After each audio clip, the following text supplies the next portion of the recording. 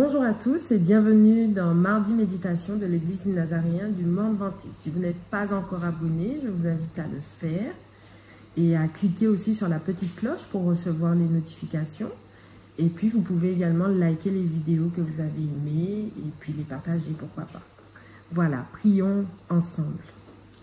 Éternel Dieu Tout-Puissant, nous bénissons ton nom et je te remercie de permettre que nous puissions partager encore ta parole ce soir, qu'elle fasse en nous une transformation extraordinaire et que toute la gloire te revienne dans le nom de Jésus.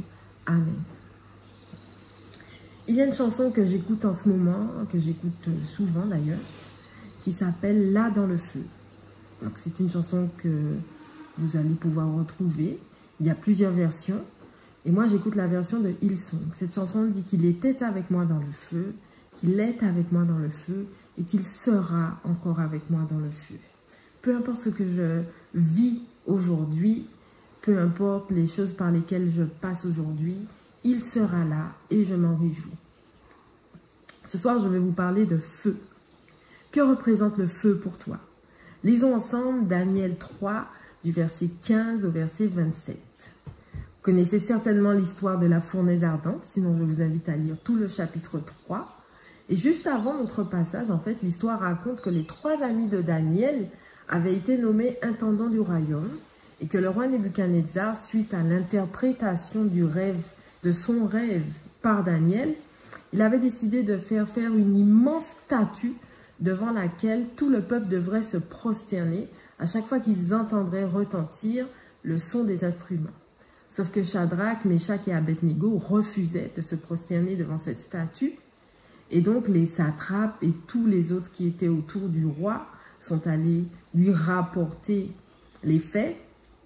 Le roi ne sera pas content et il va donc convoquer Shadrach, Meshach et Abednego en leur imposant de se prosterner devant cette statue.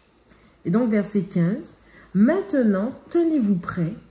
Et au moment où vous entendrez le son de la trompette, du chalumeau, de la guitare, de la sambuc, du psalterion, de la cornemuse et de toutes sortes d'instruments, vous vous prosternerez et vous adorerez la statue que j'ai faite. Si vous ne l'adorez pas, vous serez jetés à l'instant même au milieu d'une fournaise ardente. Et quel est le Dieu qui vous délivrera de ma main? » Verset 16. Shadrach, Meshach et Abednego répliquèrent au roi Nebuchadnezzar. « Nous n'avons pas besoin de te répondre là-dessus. Voici, notre Dieu que nous servons peut nous délivrer de la fournaise ardente et il nous délivrera de ta main, ô roi. Sinon, sache, ô roi, que nous ne servirons pas tes dieux et que nous n'adorerons pas la statue d'or que tu as élevée. » Sur quoi Nebuchadnezzar fut rempli de fureur et il changea de visage en tournant ses regards contre Shadrach, Meshach et Abednego. Il reprit la parole et ordonna de chauffer la fournaise 7 fois plus qu'il ne convenait de la chauffer.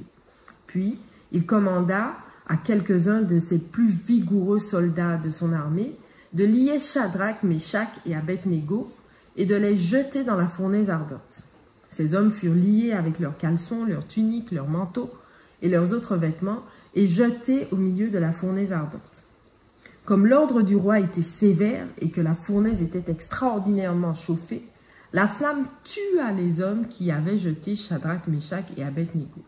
Et ces 3 hommes, Shadrach, Meshach et Abednego, tombèrent liés au milieu de la fournaise ardente. Alors le roi Nebuchadnezzar fut effrayé et se leva précipitamment. Il prit la parole et dit à ses conseillers, « N'avons-nous pas jeté au milieu du feu 3 hommes liés ?» Ils répondirent au roi, « Certainement, ô roi. » Il reprit et dit, « Eh bien, je vois 4 hommes sans lien qui marchent au milieu du feu et qui n'ont point de mal. Et la figure du 4e ressemble à celle d'un des fils de Dieu. » Ensuite, Nebuchadnezzar s'approcha de l'entrée de la fournaise ardente et prenant la parole, il dit, « Shadrach, Meshach et Abednego, serviteurs du Dieu suprême, sortez et venez. » Et Shadrach, Meshach et Abednego sortirent du milieu du feu. Les satrapes, les intendants, les gouverneurs, les conseillers du roi s'assemblèrent. Ils virent que le feu n'avait eu aucun pouvoir sur le corps de ces hommes et que les cheveux de leur tête n'avaient pas été brûlés, que leurs caleçons n'étaient point endommagés et que l'odeur du feu ne les avait pas atteints. D'une manière générale, ou encore dans le jargon chrétien, quand on parle de feu, on parle de quoi? Dans un premier temps, nous allons voir le feu, un peu ce qu'il représente dans le contexte de l'histoire des amis de Daniel. Si on se réfère à l'histoire, le feu pourrait représenter une épreuve, une difficulté, une injustice ou les trois à la fois. Shadrach, Meshach et Abednego effectuaient leur travail, je pense, avec sérieux. Ils savaient qu'ils n'étaient pas chez eux. Je pense qu'ils savaient aussi que les satrapes et les autres conseillers ne les aimaient pas trop, et même peut-être d'autres personnes. Ils étaient au service du roi, mais dans une certaine limite. Il n'était pas question pour eux de faire des compromis en ce qui concerne leurs croyances, leurs convictions, et surtout en ce qui concerne leur Dieu.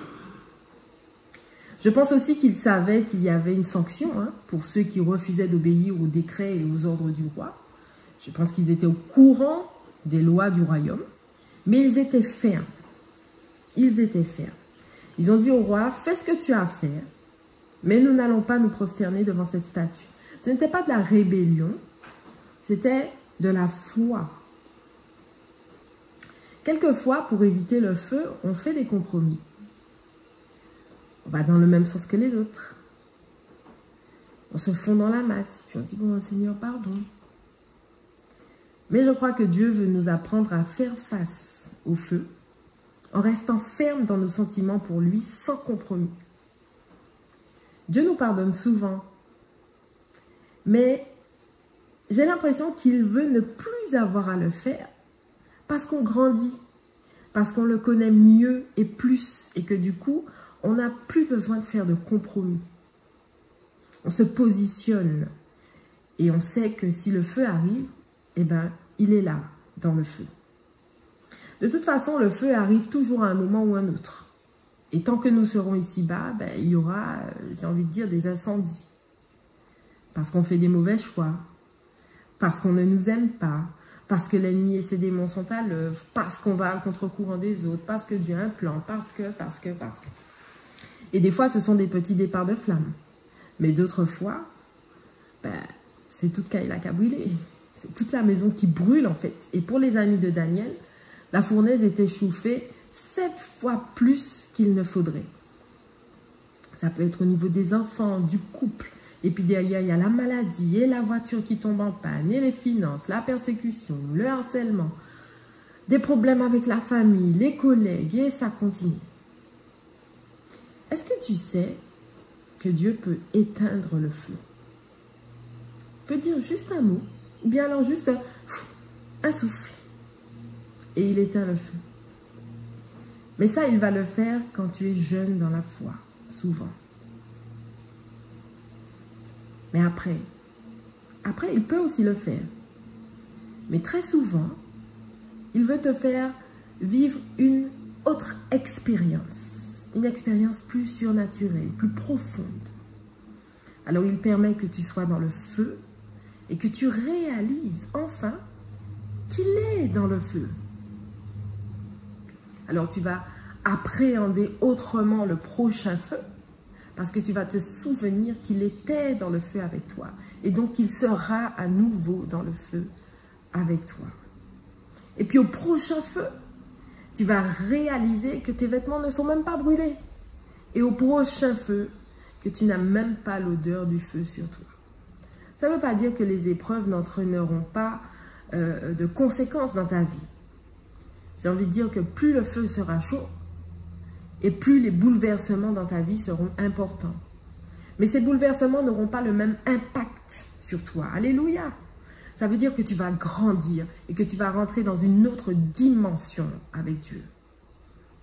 Il y aura comme un revirement de situation. Autrefois, la petite épreuve t'avait anéanti. Mais aujourd'hui, la grande épreuve, 7 fois plus grande, va te rendre plus puissant. Pas parce que tu es devenu insensible à la douleur. Non, non, non. Mais parce que ta vision est différente et que tu connais mieux ton Dieu. Tu commences à délaisser la logique humaine et tu commences à entrevoir l'ampleur de la puissance de Dieu. À un moment, tu comprends que ça ne sert à rien en fait d'essayer de faire les choses s'emboîter pour trouver des solutions. Les puzzles, c'est humain et Dieu n'est pas humain. Enfin bref, tout ça n'a de sens que lorsqu'on le vit soi-même. Sinon, ce sont que des mots. Je ne sais pas où tu en es, mais je prie vraiment, vraiment que le Saint-Esprit, seul capable de convaincre, puisse diriger ta progression, ta croissance et ta maturité sur la route de ta vie. Et puis, je dois te parler de 2 autres feux.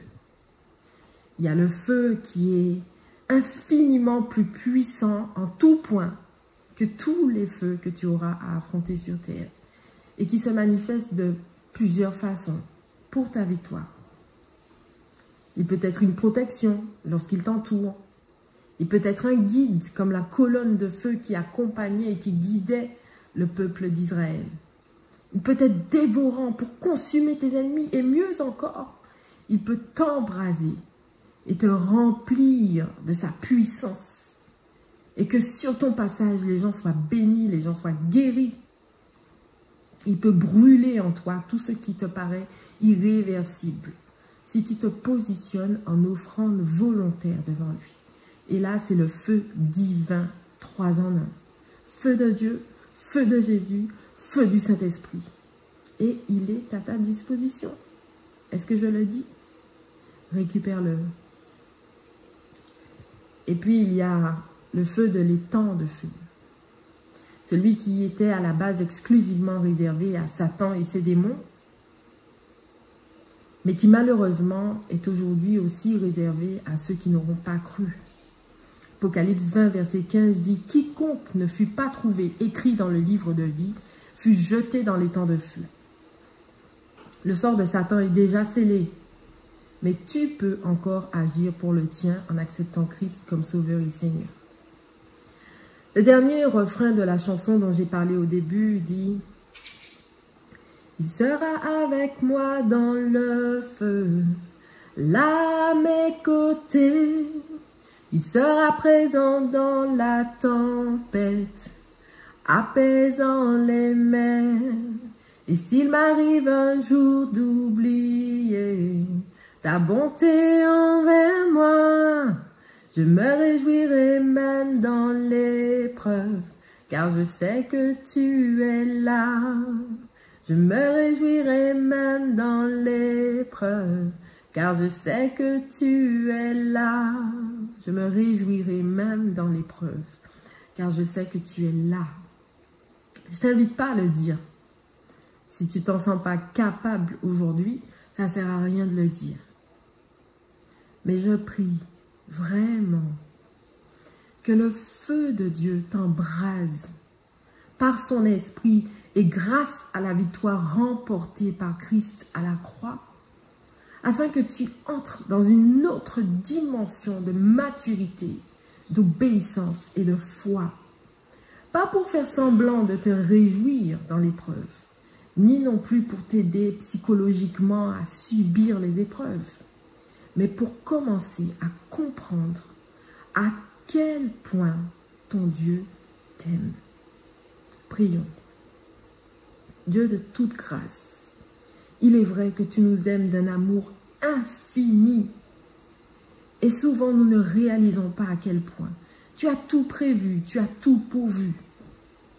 Alors, lorsque nous sommes dans les difficultés, peu importe l'endroit où nous nous trouvons aujourd'hui, aide-nous à grandir, à devenir plus matures et à pouvoir affronter le feu comme tu veux que nous l'affrontions, avec foi, avec détermination, sans compromis, que nous puissions rester fermes sur nos positions et sur nos sentiments envers toi, parce que tu es dans le feu et que tu seras encore dans le feu avec nous.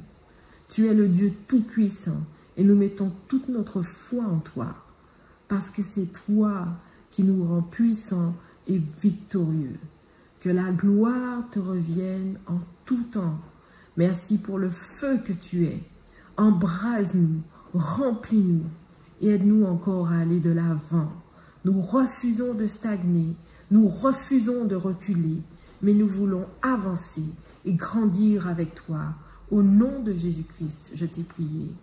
Amen. Et puis, si tu veux prendre la décision de laisser Christ entrer dans ta vie parce que tu ne l'as pas encore fait, alors je t'invite à lire la petite prière qui sera juste après cette vidéo, à la fin, à la lire sincèrement, à juste prononcer ces paroles devant Dieu qui assurément t'entend et pourra t'accepter comme son enfant dans la famille de Christ. Et si tu veux rencontrer nos pasteurs, leurs messages vont aussi s'afficher. Donc tu pourras les appeler si tu en as envie, ou alors chercher une église qui prêche la foi, qui prêche le vrai évangile, non loin de chez toi, peu importe. Mais l'essentiel, c'est que tu l'acceptes comme sauveur et Seigneur dans ta vie. Je vous bénis tous et vous souhaite une excellente soirée dans le nom de Jésus. Amen.